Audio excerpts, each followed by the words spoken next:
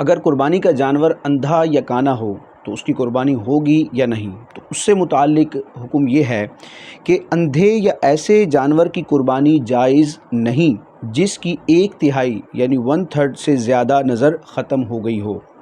یوں ہی ایسے کانے جانور کی قربانی جائز نہیں جس کا کانا پن ظاہر ہو۔ تو یہ اصول ہے کہ جو اندھا جانور ہے اس کی قربانی بھی جائز نہیں، اور جو ایسا کانا جانور ہے جس کا کانا پن بالکل ظاہر ہے، واضح طور پر اس کا کانا پن نظر آ رہا ہے، تو اس کی قربانی بھی جائز نہیں۔ اور وہ جانور جس کی بینائی کمزور ہو، اور وہ کمزور کتنی ہو، 1/3 سے زیادہ اس کی نظر اگر ختم ہو گئی ہے، تو ایسے جانور کی قربانی بھی جائز نہیں۔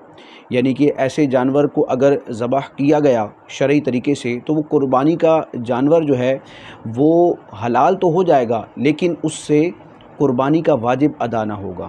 وہ جانور حلال ہوگا، اس کا گوشت بھی کھایا جا سکتا ہے، لیکن اس کو بطور قربانی قرار نہیں دیا جائے گا۔